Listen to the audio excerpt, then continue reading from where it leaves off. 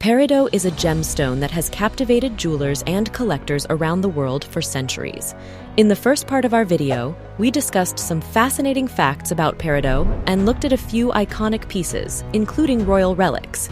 Now it's time to delve deeper into the variety of this stone, tracing its journey through the ages, from the elegant creations of the Victorian and Edwardian eras to the modern-day jewels worn by today's royals. In this part, we'll dive into the stories behind some of the most captivating Peridot jewels. From a stunning Belle Époque tiara recently sold at auction to modern pieces worn by Queen Máxima and Catherine, Princess of Wales, we'll uncover the enduring allure of Peridot. We'll also explore a special childhood treasure once cherished by Princess Margaret. Each of these jewels reveals a unique facet of this vibrant gemstone's timeless beauty. Before we begin, please support my channel by clicking on the like and subscribe buttons. Thank you. Let's start with a necklace-tiara combination piece that has an intriguing history and was recently auctioned for a significant amount. We're talking about the Duchess of Athol's tiara, adorned with peridots and diamonds. This spectacular Belle Époque peridot and diamond tiara is set with 5 cut-cornered rectangular-cut peridots, alongside old mine cut diamonds, small old mine, and rose-cut diamonds. The main section is detachable as individual sections with fittings for both a tiara and a necklace, dating back to circa 1890. The tiara rests in a box signed by Collingwood, the firm likely responsible for its creation. The tiara's history is intertwined with one of Scotland's oldest aristocratic families. It originally belonged to John Stuart Murray, 8th Duke of Athol, and his wife, Duchess Catherine Kitty Ramsay. John was the eldest son of the 7th Duke of Athol and held the title of Marquess of Tullibardine until his father's death in 1917. He served as an officer in the Royal Horse Guards and participated in military campaigns alongside Lord Kitchener in Africa. Kitty Ramsay, the daughter of renowned British historian Sir James Ramsay, was not only the Duke's wife, but also a remarkable figure of her time. She was a writer, musician, and the first Scottish woman elected to the British Parliament in 1923, becoming one of the first women to serve in the British Conservative government. The tiara was likely a wedding gift from John to Kitty, and she wore it to many official events. For example, in 1903, at the Royal Caledonian Ball in London, Kitty appeared in a white satin gown with gold sequins, accessorized with this tiara and a diamond necklace. Unfortunately, the couple had no children. After John's death in 1942, the ducal title and family estates passed to his younger brother James, and in 1957 to a distant cousin, Iane Murray, the 10th Duke of Athol, who sold the family treasures, including this tiara, at Christie's auction in London in 1985. Following its sale in 1985, the tiara entered private hands, and at a recent Doyle auction in June 2024, it was offered as part of a private collection from Palm Beach. Initially estimated at $6,000 to $8,000, the tiara sold for an astonishing $60,800, 10 times the lower estimate. Here is another antique piece from the late 19th century, a necklace crafted from gold and adorned with diamonds and peridots. This jewelry piece was created in Germany and is characteristic of the style from that period. At the center of the necklace are emerald-cut peridots, surrounded by diamonds and small decorative elements fashioned in ornamental shapes. The necklace also features rubies and pearls. The pearls can be seen in the pendants embellishing the central peridots, while the rubies are used as additional accents in the decorative elements between the peridots. Next, we have a stylized brooch in the shape of a leaf dating back to 1945, created by the House of Baumann. This firm was founded by French jeweler René Baumann in Paris in the 1890s. He married Jeanne Poiret, the sister of couturier Paul Poiret, and together they began producing extraordinary jewelry pieces that were deeply connected to the world of French high fashion. Baumann creations rarely appear at auction, as collectors are often reluctant to part with these precious jewels. The auction lot description for this piece notes it as a stylized leaf brooch adorned with step-cut, pear-shaped and round peridots, as well as round-cut diamonds. The brooch is a harmonious blend of diamonds, golden green peridots, and yellow gold, perfectly capturing the colors of a golden autumn. In this photo, you can see Lisa Hanna, the 1993 Miss World winner, who later became a successful politician in Jamaica. She is wearing a magnificent peridot necklace that beautifully complements her appearance. I'm almost certain there is an interesting story behind this necklace, as the tiara Lisa is wearing is also quite remarkable. It is a Belle Époque diamond tiara made by Cartier in 1905, which originally belonged to American railroad heiress Mary Scott Townsend. It was eventually bought back by Cartier at a Sotheby's auction in 1991. The next piece of jewelry, with great sentimental value, once belonged to Princess Margaret. The giardinetto brooch, which translates from Italian as little garden, was created by Cartier in the late 1930s. This jewelry piece represents a miniature flower bed, crafted from various precious stones. In the center of the brooch are 4 flowers, intricately carved from citron, almandine garnet, peridot, and pink tourmaline, placed in an enamel pot designed to mimic terracotta. The brooch is adorned with old-cut diamonds and enhanced by delicate engraving that gives the flowers an exquisite and refined appearance. This piece was purchased on September 9, 1938, by King George VI, who, as one of Cartier's best clients, ordered the brooch as a gift for his younger daughter, Princess Margaret. At the time, the princess was only 8 years old, and the brooch, with its playful design, reflected the age and tenderness of the young princess. After Princess Margaret's death, the brooch appeared at auction twice. The first time it was included in a major sale of Margaret's estate in June 2006, and the second time in November 2022 at Christie's auction. The Verdura the 10th necklace is a remarkable piece of jewelry, created in 1967 specifically for Betsy Whitney. This masterpiece took over 7 years to complete. The necklace is set with 55 cushion-cut peridots, 217 baguette-cut yellow sapphires, and 46 round diamonds.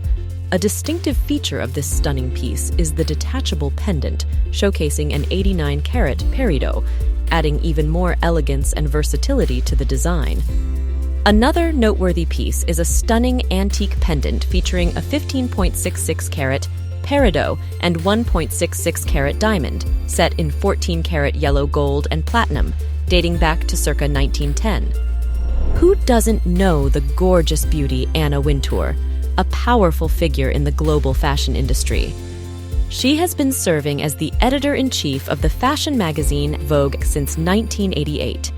You might be surprised to learn that Anna Wintour, despite not being of royal lineage, owns a breathtaking heirloom peridot tiara, which she showcased at the Met Gala in 2022.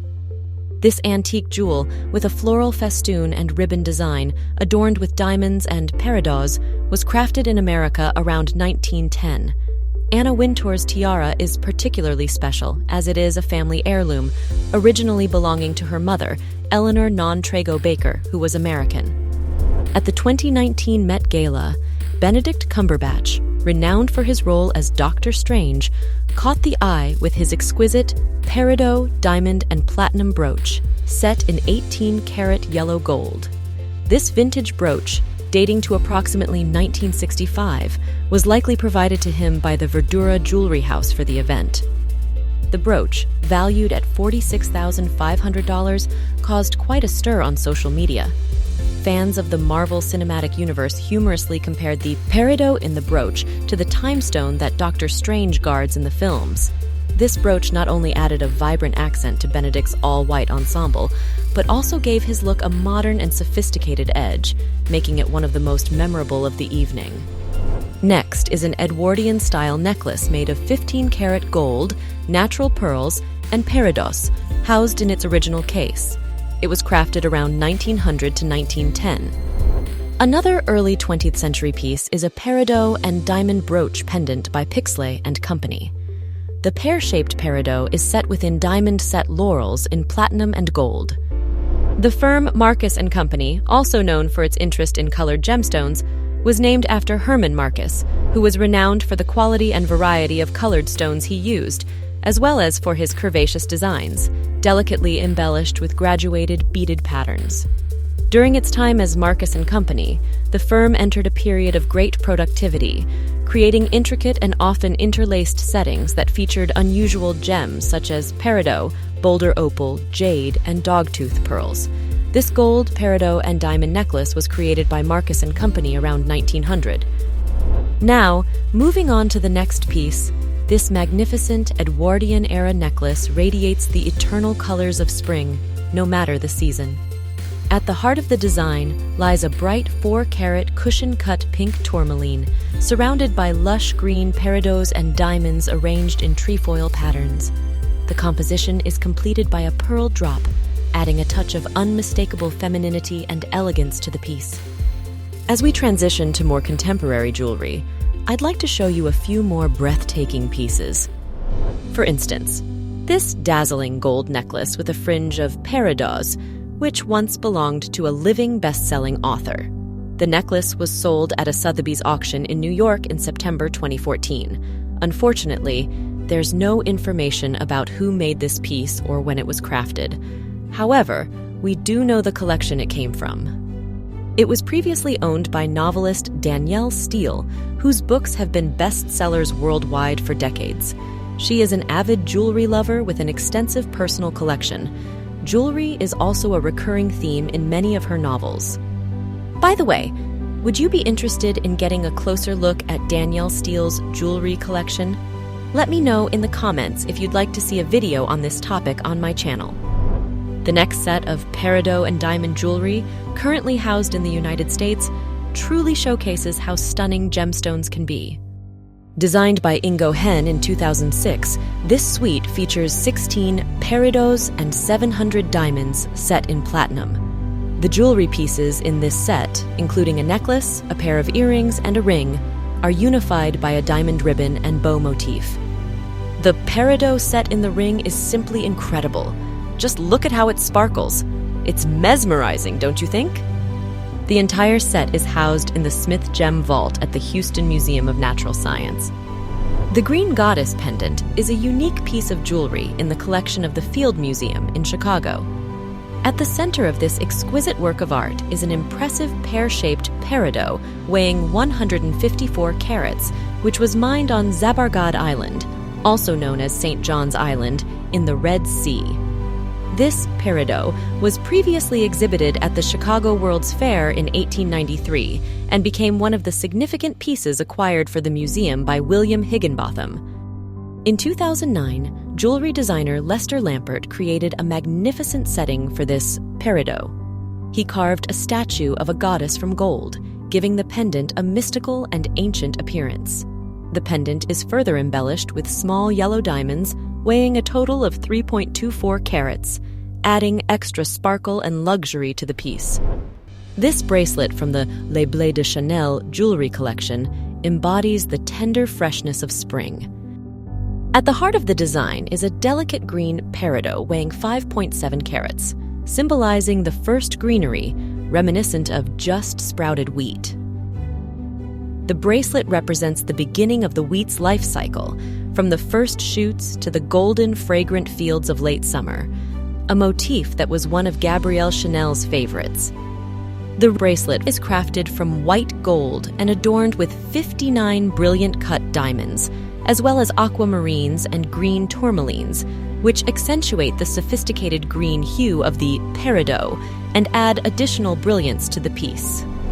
And what about modern peridot jewelry worn by royalty? I have some beautiful examples to show you here as well. Queen Máxima of the Netherlands has at least 3 pairs of charming earrings in her collection, each uniquely appealing. Peridots suit Maxima's complexion exceptionally well. In fact, I believe Queen Máxima is one of those fortunate women who look stunning in everything. These earrings, featuring pearls, peridots, and diamonds with a distinctly leafy design, are among my favorites. They were purchased from the American store Scully & Scully. The pearls in the earrings are sculptured and Baroque, with the gemstones set in yellow gold. I think peridot and pearls complement each other beautifully. While some might find these earrings a bit bulky or heavy, Maxima manages to wear such pieces with ease and grace. Queen Máxima was first spotted wearing these earrings in 2019, and she has appeared in them quite frequently since. The next pair of bright green Peridot earrings is less substantial and features a floral design. It appears that this is a relatively new addition to Queen Maxima's collection. She was first seen wearing these earrings last year during a regional visit to the Geldersee Valley. It's possible that Maxima purchased them from Scully & Scully. In 2011, Queen Máxima visited the jewelry store Bodes on Bode, where she acquired large green earrings adorned with peridots. These earrings are often used by her as a vibrant accent, adding a fresh and elegant touch to her outfits. Sometimes the peridot earrings perfectly match the colors of her clothing, creating a harmonious and complete look. Catherine, Princess of Wales, also has a charming pair of earrings featuring peridots and blue topazes in her collection. These earrings are part of the classic Kiki line from Kiki McDonough. An oval peridot sits atop a slightly larger oval blue topaz stone. To fill in the gap where these two meet, there are two small peridot stones nestled in the empty space. Catherine wore them to the African Cat premiere in April 2012. Unfortunately, these earrings haven't been seen since, but I hope we will see them on Catherine again someday. Our journey through the world of peridot comes to an end here, and I have to say, I'm absolutely in love with its vibrant green color. Preparing this material and gathering these stunning pieces has been a true joy and a feast for the eyes. I couldn't help but imagine how magnificent it would be to see even more peridot jewels worn by royals. Not just earrings, but perhaps something grander, like tiaras or statement necklaces. What do you think? Would you like to see peridot take center stage in royal jewelry more often? If you enjoyed this exploration of peridot, don't forget to give this video a thumbs up and subscribe to my channel for more stories about royal jewels and iconic gemstones. And please feel free to share any ideas for future videos in the comments, whether it's another gemstone, a royal collection, or something else entirely. Thank you for watching.